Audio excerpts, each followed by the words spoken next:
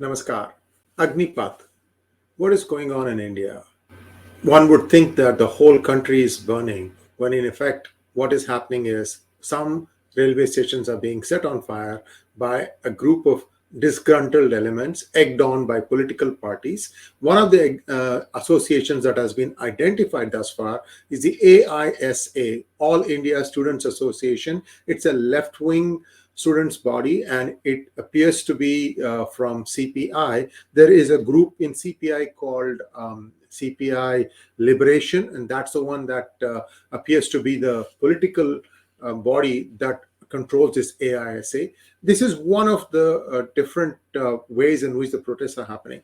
But I want to tell our viewers that anytime politicians egg the students to go and protest for them, it is usually, in fact, I won't say usually, it's always the students that lose out. I'm going to show you some examples of what happened in the past that will buttress my point. But before we go into that, first of all, let's try and understand how this government always manages to not communicate and thereby loses the plot. This has happened in many cases in the past, including demonetization, farmers' laws, everything.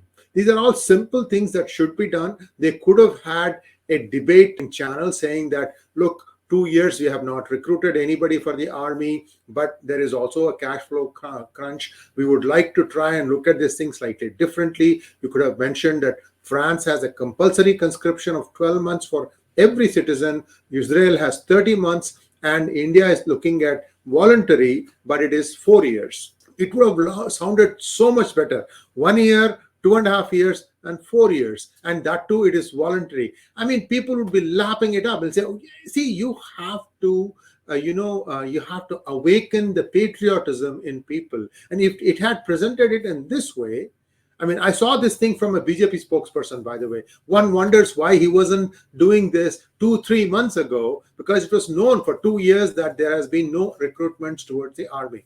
There are 2 lakh vacancies. All they were trying to do was just fill 40,000 of those, and even that 40,000, they had to relax the upper limit from 21 to 23 now. I mean, but the AISA students, judging by the looks of the people there, they all look 30 plus. So it's a moot point whether somebody would want to be a student even into their 30s. That's what the communist left wings do. Anyway, that's up to them what they want to do. I've seen people who were well into their late 30s when I was a student, half their age, still studying, getting one degree after the other, never leaving the campus, always being at the forefront of the wrong things, such as agitations. Anyway, let's take a look back at the various things that have happened in India. And I can tell you, every time the one that gets hurt is the student. Here we go. This is the first one. Now, will the government quell this? BJP has a pretty bad record ever since the CAA got passed. They are yet to implement that. Then there is the Shaheen Bagh agitation. They didn't do anything there. Then it was followed by Delhi riots. Because you're emboldening people when you're not acting properly as a law and order body. And this Delhi comes under Amit Shah, so I hold him responsible. Even the farmers' protest that took place just outside Delhi, it could have been controlled on day one. They didn't do that. Evidently, I'm hearing some whisperings now that Amit Shah did want to do it, but he was prevented from doing so. There was only one man above him, so we know who did that. Anyway, that is a point for a later date. But now, again, the same thing is happening. Is it because Rahul Gandhi is being interrogated by ED? There's a good chance that the entire AJL properties could be confiscated, and that runs into 2,000 to 5,000 crores. The real value will be only known when these are auctioned. But if they attach them and auction them, then we will know the real value of all the properties that the AJL had, which, of course, Young Indian inherited by just paying a token 50 lakhs. Even that was not their own money. You know all that story. So now, let us take a trip down memory lane. What happened? 1969. We all think that it was K. Chandrasekhar Rao, or KCR as he's called, who got independence or separate Telangana state. No. It was in 1969 that Dr. Murray Channareddy, he started the first separate Telangana movement. In fact, it was very successful.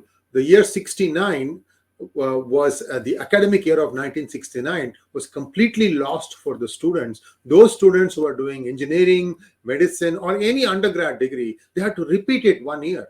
1 year, the whole city came to a standstill. Kasu Brahmananda Reddy was the chief minister, and Mari Channa Reddy, I'm told by a neighbor, he had a house in Tarnaka at that time. And he used to encourage students to go and break all the tube lights that used to be there on the street. You know how you have 10 feet, 15 feet lamp pole, and then there'll be a tube light there. What he would do is he would ask people to show a broken tube light, and for every broken tube light that they came and produced in front of him, he would give that student 15 rupees. This is how they really ruined Hyderabad. Of course, Indira Gandhi was the prime minister. She wasn't going to yield to his demand. So what happened was Kasu Brahmananda Reddy wrote that thing through, but he stepped down in 1971. There were elections. I believe that Mari Channa Reddy contested the elections as a separate party called Telangana Praja Samiti. Now it is Telangana Rashtra Samiti. See the parallels? Anyway, Mari Channa Reddy contested as a separate party, and that party swept the polls in 1971 in the Telangana region. So there was always this thing about Telangana feeling that it was getting a stepmotherly treatment from the erstwhile Andhra Pradesh. Whatever it is. So Mari Channa Reddy was still waiting in the wings, and when Kasu Brahmananda Reddy stepped down, he was succeeded by Mr. P.V. Narsimha Rao. Narsimha Rao was someone who was a straight-talking, honest, rare breed, I guess, in those times, chief minister, and he took the Garibi hatao and the Land Ceiling Act Ghoshna that the Congress party had made in its 1971 manifesto to heart, and he set about implementing land ceiling reforms in Andhra Pradesh. Well, there was a problem. Why? Because most of the party funders and supporters were huge landowners, especially in the state, the Andhra region, and they were all up in arms against Narsimha Rao, and Indira Gandhi had to finally, take him away from Andhra Pradesh, take him to the center, and put Mandal Rao in his place. So the point I'm trying to make is Narsimha Rao did succeed in implementing the Land Ceiling Act to a large extent. Many farmers became landowners. Unfortunately, many did not have the money to buy the seeds and the fertilizers and so on and so forth. So there was a small problem after that. But be that as it may, his intentions were right, and he managed to take care of the land ceiling implementation without involving the students in any way. I'm just giving you some contrasts here to make sure you understand that politicians they can use the student for the right purpose or the wrong purpose. And in my opinion, BJP could have messaged it better, and this would have been a cakewalk. Now let's take a look at what happened in 1990. But before that, I want to go back to 1979. In 1979, I was a student studying on the Osmania University campus, and the capitation fee colleges reared their ugly head in Andhra Pradesh. Essentially, what happened was you had the regular joint entrance examination, and through which everybody wrote their exams for engineering seats all over the state, and those who wanted to pay for their education could get the same engineering degree under the same university by paying capitation fees. This is the first time that was introduced, and those who had gone through the rigor of entrance exams were up in the arms, such as myself. And in 1979, this, interestingly enough, it was Channa Reddy again who was the chief minister, except now he was facing the wrath of the students. And this time he managed to shut down the campus for 2-3 months. Luckily for all of us, we were allowed to take the exam. We did not lose a year. So he learned from his own mistakes, but he was on the wrong side this time, or the right side, whichever you want to take a look at.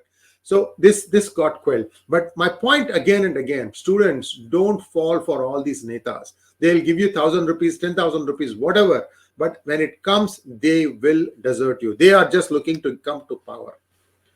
1989, VP Singh comes to power.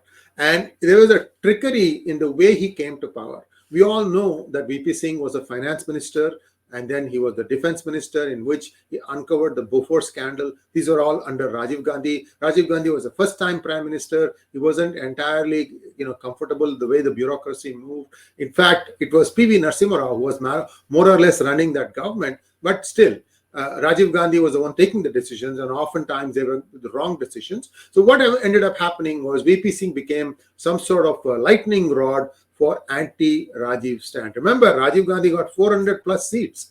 This time, Modi has got 300 plus seats. I'll come back to Modi after I go through this story, and then we'll analyze what could be happening or what should be happening.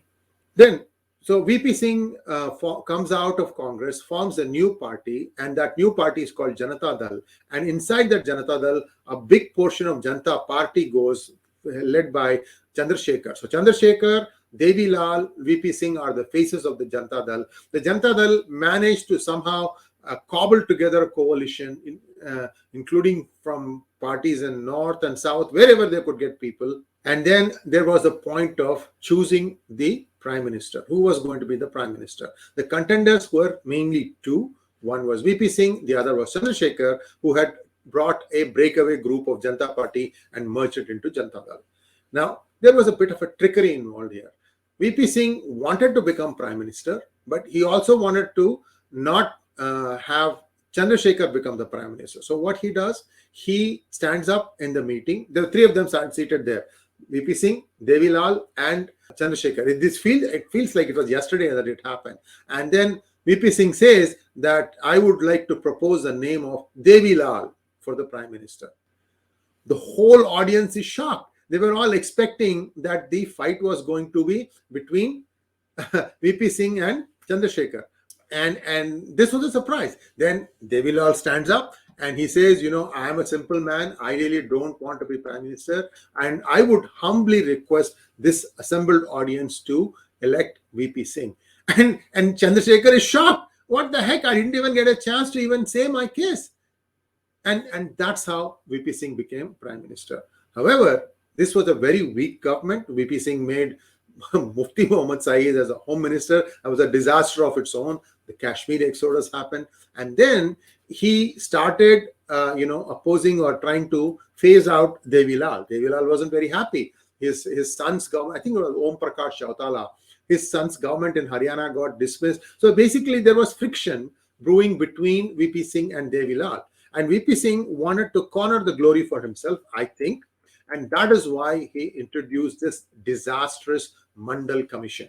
And the moment that report came out, the country erupted in riots because everybody felt that the reservation system till then was only for the SCs and STs. Suddenly now is including a lot more people, and those who are not under any category felt that their livelihoods are going to be completely destroyed. In fact, there was one forward class student called Rajiv Goswami who tried to self-immolate himself in New Delhi. And he suffered 50% injuries before they managed to douse the fires. But lifelong, he died in 2004, 15 years later. But he suffered from the after effects of that burn injuries, skin burns that he had suffered. But Mandal Commission did get implemented in various ways by different governments at the state level. So today you have this caste-based parties. All this is because of Mr. VP Singh. Before that, anybody could stand from anywhere in the country. That person's popularity, his ability to do things for the people is what decided whether he got elected or not. George Fernandez, he's from Karnataka. He used to get elected frequently from Bihar. Can you think of something like that happening now? Heck, you have to be one of the majority caste from this constituency you're standing. Otherwise, you have no hope, barring a few here and there. So anyway, so the long and short of it is that VP Singh really ruined India's fabric, and it was up to who? Mr. PV Narsimha Rao, back as the Prime Minister, who set about liberalizing the country, and India was on the path of liberalization, and India actually grew quite fast. Unfortunately, today we are at a crossroads. What is happening? The government introduces something without proper groundwork, and their IT cell is pathetic. That's the only word I can say to describe it. I mean, you have to articulate these things. They seem to have some good spokesperson, but those spokespersons should either have their own channels on YouTube and start pushing that out, or at least have debates. Bring both sides. They should have involved the army veterans who are no longer in the army and have them weigh the pros and cons, and do, good amount of legwork and explain to people the benefits of this new scheme, and then tweak it as we need. So that way what happens is you can look as if you heard all the parties, you took all the good things from all the different suggestions, and then you decided to implement it. Certainly, I can tell you, viewers, the pension system that is there in place in India will not work. There's just too much burden. People are living longer lives. I don't know how many of you know, but most government-based pensions, the pensioner, if that person, the person who worked in the government, once that person dies, it goes to his spouse. Let us say if the spouse also dies, after that, one generation, his kin will also be able to enjoy this pension. This is how it is, at least for central government. I don't know if the state governments have a slightly different policy. So the burden of pensions on the government's exchequer is huge, huge. And only I think from 2004 or 2000, something like that, they have a matching system where now employees are also putting some money into the pension scheme. But the point I'm trying to make is, if pension becomes your largest component in any budget, there is no room for the country to put money in the sectors where it is needed most. Thanks for watching. Please like, share, and subscribe to this channel. And don't forget to click on the bell button for notifications. If you think that this monologue was useful, consider donating to our cause using the super thanks button. Namaskar.